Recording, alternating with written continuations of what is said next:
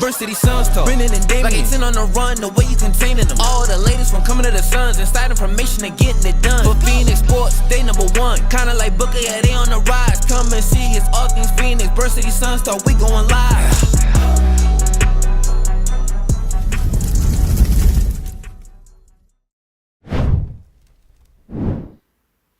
Welcome to episode 6 of Burn City Suns Talk, which is brought to you by Burn City Sports. I'm Damian Adams here with Brendan Mao. Brendan, what are we talking about today? Yeah, Damian, we have a great show today where we're going to talk about the last hectic week of the Suns. We're going to start off, of course, of their last game against the Pistons, where they dominated them 120-106 after a bad performance on Saturday against the 76ers. So that'll be a very lively discussion I think we can have about that game and what they do moving forward, which we'll get into our next topic there of tomorrow's game against the Chicago Bulls, and this to conclude the Suns' 3-game road trip. And then finally, we're going to talk about our early thoughts on the in-season tournament and where the Suns stand. So should be a great episode. Yeah, I'm definitely ready for it. This episode will be just as bright as some of those courts we see for the in-season tournament. So those things are definitely different out there. My TV, I had to adjust the contrast on it. It's crazy. So let's get into the game against the Pistons they had on Sunday. A much welcome victory for the Phoenix Suns after 3 straight losses. What were your thoughts, especially on Kevin Durant in this game? Yeah, Kevin Durant, once again, he's had to carry the Suns, obviously, and now he's kind of playing himself in the early MVP conversation because of that 41-point performance on Sunday against the Pistons. So for more on that Kevin Durant's performance, we're going to bring in our newest Suns insider, Jacob Harden, who will break down all that he did against Detroit. Yeah, thank you, Brendan. And like you said, if he stays at this pace, Kevin Durant would be top 10 scoring all time by the end of the season if injuries do not get in the way. And what he did against the Pistons, 41 points, and I like the style of ball that he played. He wasn't just staying conservative. He wasn't afraid to drive for the basket. He shot 12 free throws, and he made all of them. He was deadly from the mid-range, from the free throw line. He was killing the Pistons on all aspects of the ball. And I think that was as close to a must-win game as you can get this early on in the season. Suns were at risk of dropping to 2-5, losing against their former head coach. That's just not the kind of momentum that you want going into the play-in tournament. I don't know how much these players are taking that seriously, but it's still a big thing going on. And I also want to point out the roles that he's played in boosting up the supporting cast around him. There were a lot of questions heading into the season regarding the Suns' depth. Of course, you have the big three, but then the big question is, well, who else do they have? And besides what their record says, against the Pistons, you had some pretty big performances from, Eric Gordon, I think had 21 points, 3 of 5 from three-point line. Drew Eubanks, Grayson Allen, to name a few, they were playing some of the best basketball they have in their career. And I want to give props to Kevin Durant for that. I think what he's able to do, passing the ball, rebounding, all of that is contributing to just picking up the rest of the team. And it's hard to imagine how good this team is going to be with the best big three in the game, I will say. And it's hard not to be excited for when Bradley Beal and Devin Booker comes to the court, because you have almost prime Kevin Durant playing right now. He's averaging nearly 30 points per game. Despite being in his 30s, and it's remarkable what he's doing. So I'll leave you guys with that. Thank you, Jacob, for that great breakdown of Kevin Durant. And Kevin Durant already this season is piling in some major accomplishments for his career, as he has 27,000 career points, 7,000 career rebounds, and 4,000 career assists. Those points and rebounds he reached already 7 games into the year for the 3 and 4 Suns. So now he's one of 6 players in NBA history to reach that feat, joining LeBron James, Kobe Bryant, Karl Malone, Kareem Abdul-Jabbar, and Wilt Chamberlain. So major ups to Kevin Durant there for all that he's done, and we're just lucky to have him here in Phoenix and see what he brings to the table for the Suns. So, KD's just been amazing so far for Phoenix. Oh, for sure. Whenever you're in a group with Wilt Chamberlain, LeBron James, you're doing something right? Because you're talking about 2 guys who just put up these crazy numbers that at one time or another we thought were just unreachable. And for Kevin Durant to be in a group with those guys just shows you how phenomenal he's been throughout his career. And you talked about this year so far, he's had to carry the load for the Phoenix Suns with the absence of Bradley Beal and Devin Booker being out of the lineup, or in and out of the lineup, I should say. So you just see exactly what he's capable of when it comes to his scoring ability. You mentioned passing and rebounding as well. So you just have to give KD all the props in the world. Yeah, and another guy, another veteran player on the Suns that's really stepped up, Eric Gordon. I mean, I think he's become the second option without Booker and Beal out there, and that's been huge for the Suns to have his scoring. I mean, we saw it in the first 2 games. He really struggled, and then all of a sudden something's flipped around, and he really got comfortable. And I think he's one of the few players that's really thrived in every single game in an increased role. And I think part of that is him being a veteran presence and also being capable of doing more because of his abilities. I mean, he's been a 3-level scorer for the Suns, which is something we didn't really expect. Last game against the Pistons, he had his best performance yet with 21 points, 8 assists, and 5 rebounds, and only 1 turnover. So we're seeing his playmaking as well. He's shooting over 50% the last 5 games, I think. So just overall, I mean, Eric Gordon is going to be, I wrote an article on it yesterday, he's going to be a scary 4th option when Devin Booker and Bradley Beal do come back. Yeah, for sure. Like when those guys come back and you have closing lineups where Eric Gordon is the 4th option, like you mentioned, what's defense going to do? Right? Are you going to try to double Kevin Durant and help off of Eric Gordon, or help off of maybe Nurkić, who's the center at that time in the game, or maybe it's Eubanks, who can roll to the basket? They're going to put defenses in such pickles and quandaries that they're not going to be able to really defend them. So you have to give Eric Gordon credit for the improvement he's made and also the adjustment. He came into this year thinking, I'm going to come off the bench, be a 6th Man of the Year candidate. Hopefully he still can be that, but the way it's going right now, he's going to start too many games to actually qualify for 6th Man of the Year. But he's adjusted to that role quite well, and like you said, has improved each and every game. And you got to love the 8 assists and only 1 turnover. But one of the big questions was, can this team thrive on offense without a true point guard? And we've seen Devin Booker take over that role in the couple games that he's played, but Eric Gordon has really stepped up into that role over the last few games. Yeah, and then another guy that's also been playing well as of late is Grayson Allen. I know you wrote an article on him about how he can be key to the Suns just because of his abilities. I mean, we could have another 5th starter discussion here with Devin Booker and Bradley Beal rumored to be returning soon. So, I mean, we could talk about that if he could be the 5th starter. But, I mean, it really doesn't matter when he's playing the way he is. And if you have him off the bench, he's going to be a huge boost for the Suns. Yeah, we definitely could have another discussion. And it's something that Frank Vogel said going into the year, that this is going to be something that's fluid. It's going to move around. It's going to change. And I could definitely see Grayson Allen, taking over that 5th starter spot once those other guys come back, if he continues to shoot the way he's been shooting the last few games. Because having somebody like that who's a knockdown shooter from 3 to spread around Kevin Durant, Devin Booker, and Bradley Beal is definitely major. And he's somebody who I think also has the ability to initiate the offense. We saw in the preseason him do a lot of initiating the pick and roll. And he's super good at, when he catches the ball, attacking right away. And when he attacks, defense has to collapse. And then he's able to pick it out, or kick it out, I should say, to somebody else open for a shot. So I think that he'll be able to get even better as the year goes along, as he gets used to his teammates and finally plays with Bradley Beal once that happens. Yeah, I'm just excited to see how he fits in those lineups, because we saw it in the preseason, how good he was just filling in those lineups. Him and Josh Okogie both were really good for filling in those lineups.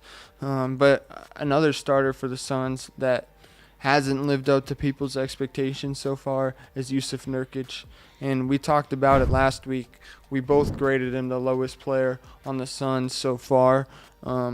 And it really has not gotten better for Jusuf. And for me personally, we can have a discussion on this. I see people saying he's not an upgrade over Ayton. He's not the center that the Suns need. But I think it's way too early. It's 7 games in, and you saw exactly what he can do in the preseason alongside Devin Booker, Bradley Beal, and Kevin Durant. So I think for Nurkić to be the most successful, he needs those 3 guys around him. And I think that's why his numbers are so far down. He's trying to do way too much. And the Suns, it's like you give him this role and he can't play the role, basically. Yeah. So he just looks lost out there sometimes. So I think that's a problem, but could it be long term? I don't know if Devin Booker and Bradley Beal aren't healthy all the time moving forward, but I just think once the season rolls on, he's going to get more used to this role. Yeah, for sure. It's too early to say that he is not the right fit. Now, I do agree that he's not an upgrade over Ayton because I think Ayton is more naturally talented than Nurkić. But like we said when we were at Media Day, you heard the word fit a lot, right? Where they were saying that this is the better fit because of the things he can do as far as maybe in a pick and roll, he's better at finding open options. We've seen that where he's gotten games where he's had, 4 or 5 assists in the game because he's better at making those decisions on the short pick and roll. So with Nurkić, I think that he has to adjust to not having those guys there, as well as being able to adjust when they come back. So once Bradley Beal and Devin Booker come back at a consistent basis, I think we'll see the best of Jusuf Nurkić then. And until then, I need the fans to chill out just a little bit, get a man a little bit of time to get used to the team. And I do understand he has to finish better, right? There's been games where you're just like, why can't he make a layup, right? Those things have to improve. I get that. But as far as his fit with the team, we have to see him with the team. And we haven't seen him with the team yet because of the injuries to Bradley Beal and Devin Booker. So I agree that it's too early to say that it's not the right fit or he's not an upgrade. But there are some things that need to improve from Nurkić as far as the foul trouble and finishing at the basket. Yeah, definitely. I mean, obviously he has a lot to improve on because he's shooting like below 35% as a center. He's shooting... You could be saying that he's shooting way too many threes as well. You talked about his finishing, but yeah, he's shooting a lot of threes. So I just think I wrote an article on this that he needs to figure out like a different role for now without Devin Booker and Bradley Beal, who Bradley Beal might be back next game. We'll get more into that later. But yeah, I mean, Jusuf, it's just really tough when he doesn't have those three out there because, he even talked about it after last game and in the preseason, just how much fun it is when he plays with those guys. And then right now he's just trying to figure it out. So that's going to be an ongoing situation, and we'll see how Jusuf does. I think once those three guys are on the court, Booker, Beal, and Durant, that we're going to see more good games and bad games for Nurkić, not like we're seeing right now from him.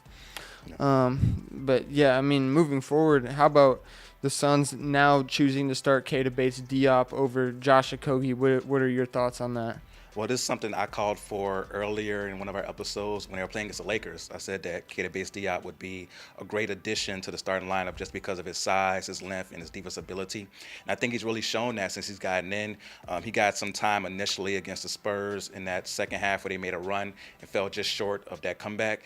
And since then, he's been able to really show what he's capable of. I know he didn't do much offensively against the Pistons, but defensively is where he really shows his value. And then he is there for the open three, shot 39% from the field last year. So he's somebody who can't hit the open three. Every once in a while, if he gets the drive, he can do it. Definitely athletic enough to dunk over the top of people. So I think that he's a good addition from time to time to starting lineup, depending on who they're playing.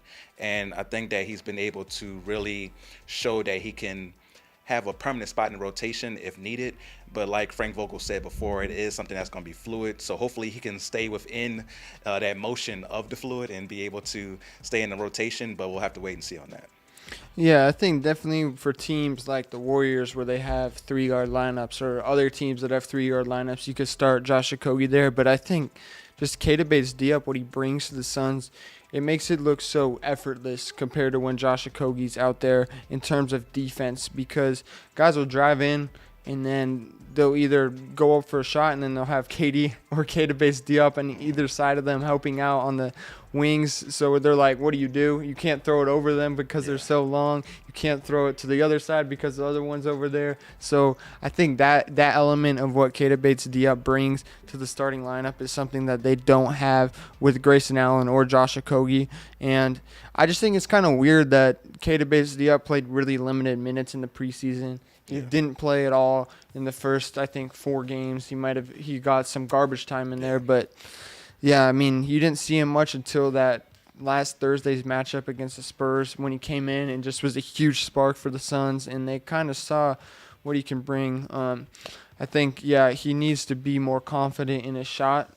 Obviously, we've seen that he's been kind of hesitant, but you've seen what he can do against that game. And when they played the Spurs, he was just scoring at will because the Spurs didn't really expect him to play, even though they had him on their team last year. They didn't really game plan for him. So I think when needed, Keita Bates-Diop could be a good scorer for the Suns, and especially with his length, he can easily get to the rim. So I think that's something that he brings over Josh Okogie. Oh, for sure. You make a great point when you talk about the fact that if Keita Bates-Diop is the primary defender, you think you're getting past him, and then comes over Kevin Durant as the help guy. Now you can't even see what's around you. We saw that happen to Kevin Durant against the Lakers when Anthony Davis was on him, then Christian Wood comes to help out, and he's like, oh, I can't. Even Kevin Durant, as tall as he was, had difficulty seeing over them as far as making plays, and that's what led to a lot of turnovers. So Keita Bates-Diop and KD can do the same thing to their opponents. Yeah. I mean, overall, that game against the Pistons was obviously a huge step forward for the Suns. And I think right after fans were panicking for one day, the Suns showed that their depth can really carry them. And it's like when you play a team like the Pistons versus the 76ers, who the 76ers have two established stars, I would say, in Joel Embiid and Tyrese Maxey. The Pistons, you could say they have one in Cade. Emerging star, yeah. Emerging star, but they don't have someone like Joel Embiid, who it's going to be a tough matchup no matter who they play if they're shorthanded when it's that situation. So I think for the Suns, when they played the Pistons, you could really see that their depth came to life because they were playing an inferior opponent, which is what I thought would happen against the Spurs last week, and it didn't end up materializing. So it was good to see, especially against their former head coach, Monty Williams, it all come together. And, of course, Kevin Durant to lead the way once again. Yeah, no, it definitely was good to see because you wanted to see them take care of the teams they're supposed to take care of. They didn't play down to their competition, pretty much controlled the game throughout. And it's something that, you don't want to take for granted because it's the Pistons, but you also can't overrate it. Like you said, it is an inferior team. Cade Cunningham is an emerging star. I think could be, multi-time All-Star one day. I love some of the other talent they have, like Ivy, but they're still a young team that needs more to the roster. They're still, I feel like, a couple of years away from being really good. So when you play a team like that, even if you're short-handed, missing Devin Booker, missing Bradley Beal, you're supposed to take care of business. So from a overall standpoint, I don't know if I feel better about the team after that win because it's like, okay, you did what you're supposed to do, right? It's just like when, I brought home a paper from school and I got a B. Like, all right, you did what you're supposed to do. Try to get an A next time. And getting an A would be beating a quality team like that. Beating the Pistons, nice C+, B- maybe, but you're not going to get an A for doing that. Yeah, and tomorrow they play against the Chicago Bulls to, like I said, they conclude the 3-game road trip before they head back to Phoenix to play the Lakers in the first game of their in-season tournament. So should be an exciting 2 days, Wednesday and Friday. So, yeah, I mean, the big news going into tomorrow's game, Bradley Beal upgraded to questionable. We saw him getting in an intense workout before Saturday's game in Philadelphia, so that was already an encouraging sign, and now him being upgraded to questionable, he hasn't been anything other than doubtful or out since the season opener, so I think that's very encouraging. Even if he doesn't play tomorrow, he'd probably be on a minutes restriction. And I think the Suns have kind of learned their lesson of rushing players back already with Devin Booker. Yeah. So, I mean, we gotta talk about these injuries first and foremost. Of what are your thoughts on that? Well, with Devin Booker, it's scary because it's 3 separate injuries now with a toe, ankle, calf. Like, he's almost playing that game where you name the body parts at this point with everything that's going on. So hopefully he's able to truly rest now because with a calf injury, anything muscle-wise, calf, hamstring, quad, anything like that you don't want to play around with because those things, if they get worse and you mess around and tear it, instead of just straining it, then you're talking about, a very long time, sustained period out. So with Devin Booker, I think they definitely should let him rest and make sure he's completely 100% from the toe to the ankle to the calf and anything else that might be hurting right now for him before he comes back. With Devin Booker or with Bradley Beal, it definitely is a good sign that it's questionable now, because now that means that the back is loosening up, that he's able to have more of a smooth motion when he's shooting and things like that, to where he feels a little bit better and he's able to do these things without pain. So hopefully he's able to play. If not, that's coming soon. So I think that it's a good sign for Bradley Beal. For Devin Booker, fans, I know you don't want to hear this, but let's just let him rest for right now, because the injuries are starting to pile up. You don't want him overcompensating for all the stuff going on and cause other injuries. I think that might have led to the calf injury, or maybe even the ankles, because of the other stuff that happened with his foot and toe and all that stuff. Yeah, I mean, it's definitely a scary situation. I wouldn't really worry too much about it for Devin Booker. It's still early in the season, and it's basically like fans are begging for him to come back, and then when he comes back, he gets hurt again. So you just need to be patient with Devin Booker right now. I mean, we even saw it in the past, like last year. I think it was his groin, and he came back early on Christmas, and then he got out of the game in like 5 minutes, and then missed a month with the same injury. So I think he loves playing basketball, so he's going to do anything to be out there. So fans really should not worry, not try to rush Devin Booker back in their opinion. So I just think, when you look at it, it's very encouraging that Bradley Beal is in this state now. Especially fans are worried about him specifically with his back. So I just think once all this goes over, fans will forget about it. 7 games in, Bradley Beal might be back tomorrow, the 8th game of the year. So unless it's a problem later in the season, I really don't see fans like even really remembering this beginning part of the year. No, for sure. Like you said, it's a marathon. So once you get to the part of the season where games start to matter for standings, and you have players missing, then that's when it really matters, right? So I think that you are definitely correct that if Devin Booker misses 2 weeks or 3 weeks right now, and he's healthy for the rest of the year, then this won't really matter at all. So you're definitely right about that. But you mentioned the game tomorrow against the Chicago Bulls. We should get into that one. The Chicago Bulls are right now 3-5. They are a team that is kind of just weird because they have talent, right? You think about Zach LaVine, DeMar DeRozan, Nikola Vucevic. You're like, okay, this team has talent. Why are they not good? It seems like they just don't have the right pieces. The chemistry isn't there, or the fit, as the Suns like to say, just isn't right with the Bulls. And going into this game, Zach LaVine's their leading scorer right now at 22.5 points per game, but he hasn't been efficient this year, shooting 41% from the field and 32% from three. As a team, they just don't score the ball. They're 25th in the NBA, only scoring 108 points per game, and they play very slow. They have the 29th pace in the NBA. So going into this matchup, what do you think are the keys for the Phoenix Suns?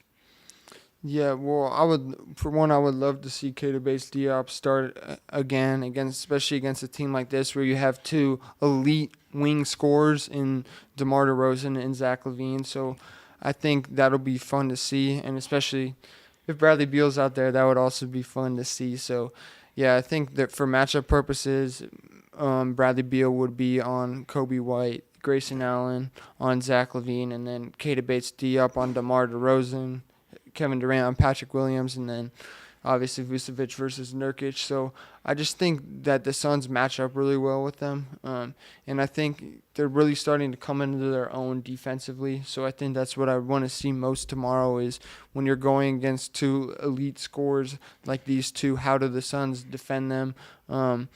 Because they haven't really played a team with elite scorers since elite wing scorers, I should say, since the Warriors. So I think that will be a fun game to watch for sure. And I'm really excited to see them defensively tomorrow. Yeah, I do like that point of starting Keita Bates-Diop because of DeMar DeRozan and Zach LaVine. How you feel about Josh Okogie maybe starting in the lineup as well because of his defense? And you could have 2 lockdown defenders on their 2 best scorers. And you talk about a team that likes to play slow, so they'll be in the half court most of the time. So you have your best defenders already set, ready to go against those 2 guys. Yeah, I think even though Josh Okogie he likes to run the fast break and he does really well in that regard, I think that Grayson Allen is a better start there just because of his offense. I mean, the Suns, especially if it's gonna be a lot of half court sets, they're gonna need more offense. So I just think Grayson Allen spaces the floor more. He could do a similar job on Zach LaVine unless that's a good thing about the Suns. If Zach LaVine's cooking, then just put in Josh Okogie and they can throw multiple bodies at him. Put Jordan Goodwin on him too. Yeah. So I just think that's a really positive aspect about the Suns. And I think, like we've talked about before, Grayson Allen and his offense, when it's needed, then he should be in there, because if Keita Bates-Diop was playing better, then I would say him. But yeah, I mean, you're really replacing Devin Booker right now, and then Keita Bates-Diop is replacing Josh Okogie. So I don't think Josh Okogie and Devin Booker play the same role in this team. I think it's more similar that him and Grayson Allen play the same role. So that's why I would start Grayson Allen. No, you make some good points, especially when you think about the fact that if Bradley Beal is playing limited minutes, that means there's going to be a lot of KD alone minutes with the role players, and you want those shooters out there around Kevin Durant. So that definitely makes sense. And one thing that I think is a key for this game, you mentioned how it might be slowed down, right? Because I talked about the pace with the Bulls. So you want to control the tempo. So for the Suns, they want to play at a fast pace. We talked about it last week, how they were 11th in pace last week. And I don't see where they're at right now, but they definitely still got to be top 15 in pace in the league. And you want to be able to control it to where you're playing what you want to do. You don't want to be playing their pace where it's slowed down and it's a low-scoring game, because that's how the Bulls stay in it, by having it as a low-scoring game. So they should get out and run as much as they can. As soon as the ball comes out, if it's KD, he's throwing it up to Grayson or throwing it up to whoever, to where they can get it rolling and try to get transition buckets. So when they're going in transition, this team is really unstoppable. We've seen it before where they go on these crazy runs because they get a steal, and next thing you know, just everybody is flowing, everybody's hitting shots. That's because the ball is flowing and they're going in transition, not slowed down. So I think it's very important for them to make sure that they control pace and they don't let the Bulls control the pace of this game. Yeah, and I'm just going back to Bradley Beal. I'm just excited to see how he fits and how they run the rotation through that, because KD's been playing all the first and third quarter usually, and then he sits out for 6 minutes in the second quarter and then like 4 minutes in the fourth. So that'll be big to have Bradley Beal in those minutes. But, I mean, Eric Gordon's been filling in well as well. So I think having Bradley Beal and Eric Gordon on the court is going to be a fun dynamic, as well as obviously Bradley Beal and Kevin Durant. So that'll be really fun to see what Bradley Beal brings to the table, because you just don't know, especially without Devin Booker. How can he handle the playmaking role as a point guard pretty much? So I just think Suns fans definitely are going to be excited to see if Bradley Beal is out there tomorrow, what he brings to the table.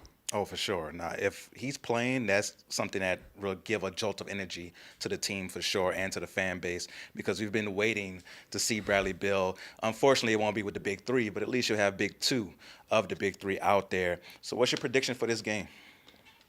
Yeah, I mean, you look at both the Suns and Bulls, they both snapped big losing streaks last game. The Bulls beat the Jazz last night, and then the Suns obviously beat the Pistons on Sunday to snap a 3-game losing streak.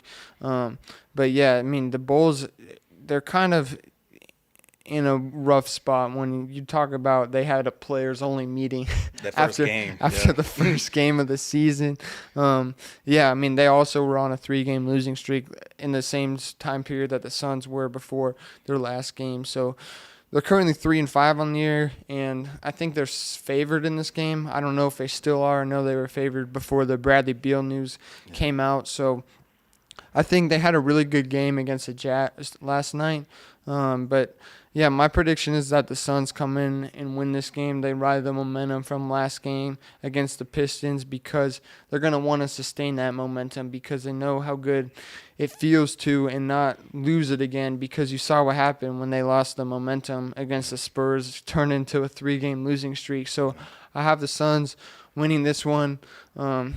With Bradley Beal out there, I could see them scoring like 125 tomorrow against the Bulls. So the Bulls haven't been a very up and down team, more down than up. So I just think they have 2 star players, but like you said, there's definitely some chemistry issues there. So I had the Suns winning 125-115. Okay, 125-115. I'm going to go Suns I'm going to go 115 to 107, just because the Bulls like to slow it down a little bit. I think that's going to cause the Suns to not score as much as they possibly can, but they'll still have a very good offensive day. And I love how efficient they were against the Pistons. Hopefully that efficiency continues, because they have some games this year where they just couldn't hit shots. And against the Pistons, that ball was going into the net. And I can see the same thing against the Bulls, because the Bulls, they don't give up that many points per game, but it's because they play so slow. It's not because their defense is great. So I think that you can see the Suns, especially if Bradley Beal plays, big if he plays, really get going offensively.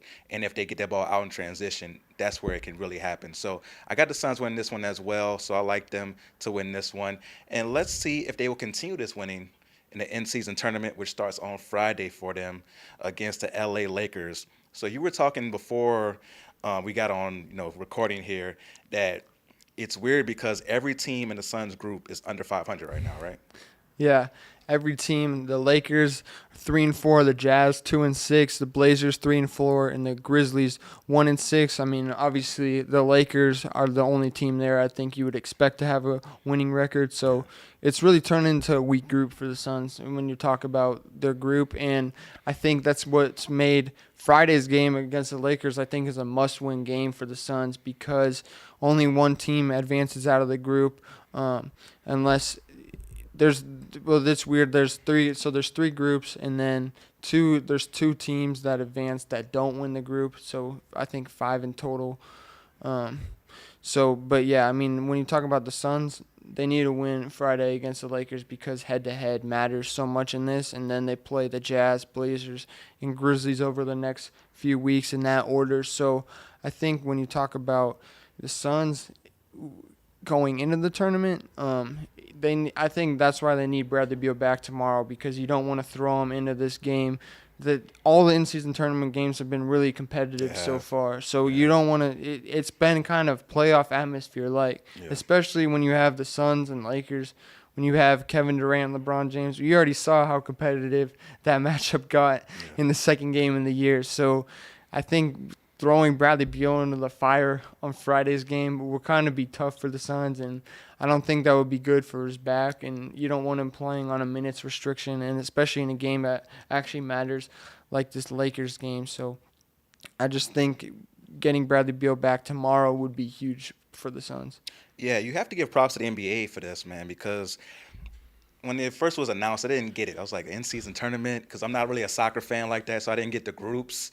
But once I saw it, I watched the game between OKC and Golden State.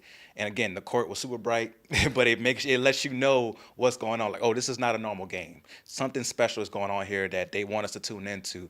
And I think you're going to have that same effect on Friday with the Lakers and Suns. Like you said, this is a nice little rivalry that they have here because of their playoff matchup a couple years ago. So I think that this will be a good game.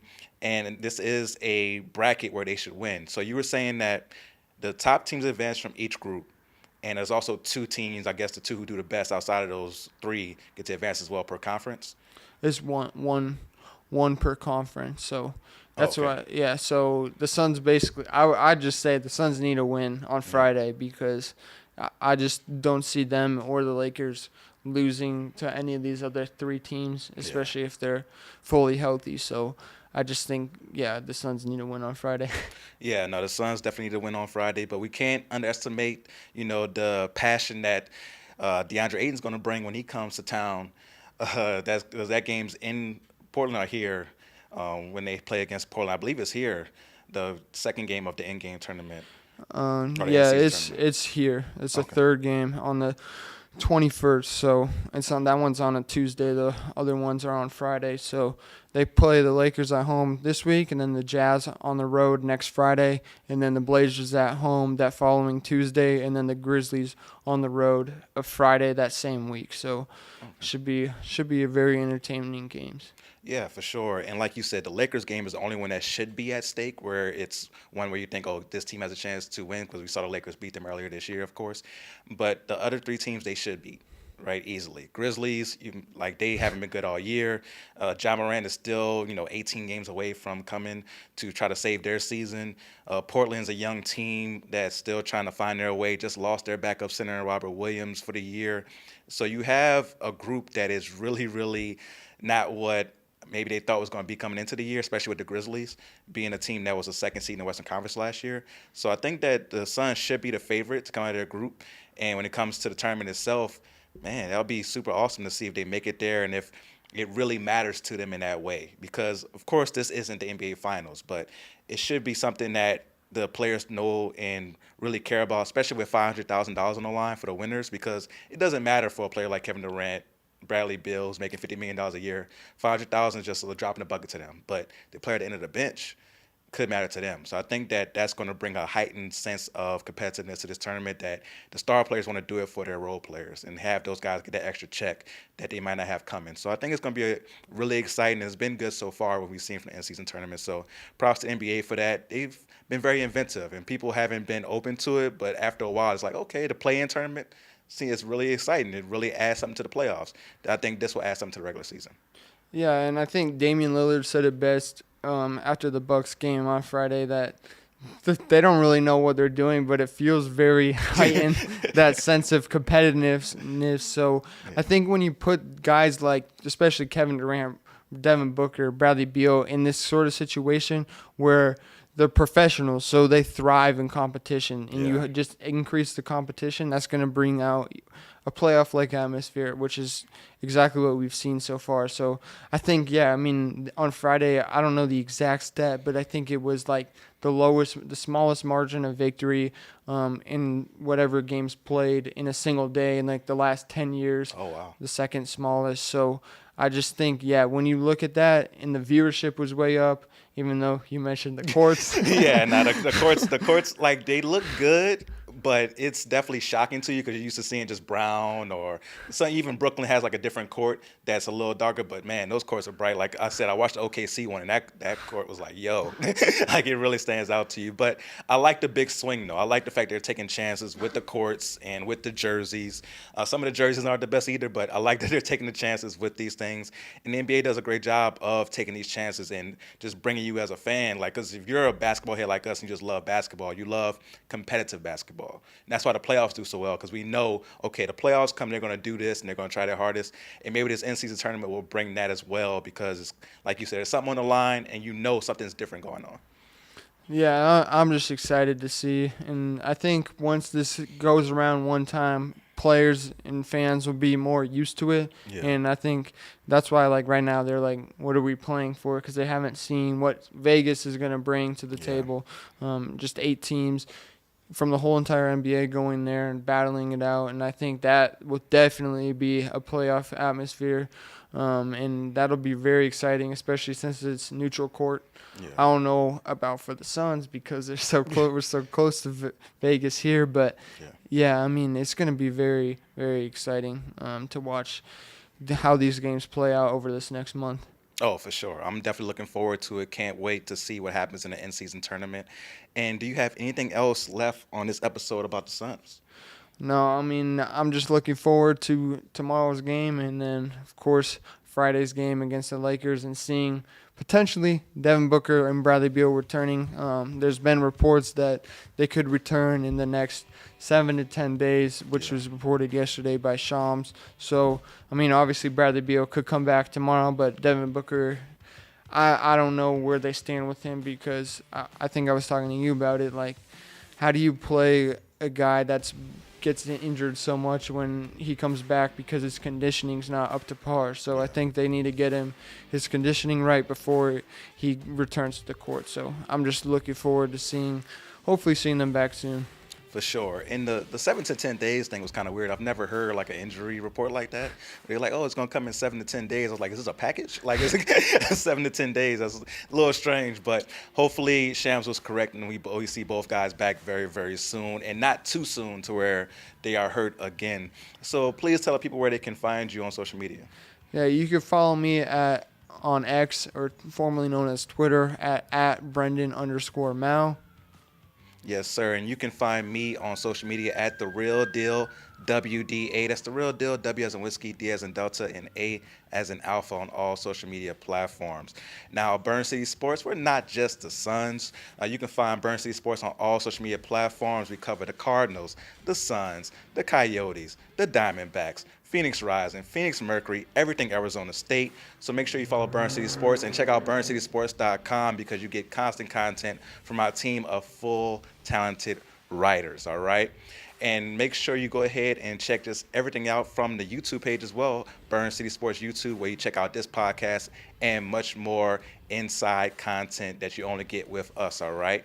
And until next time, peace.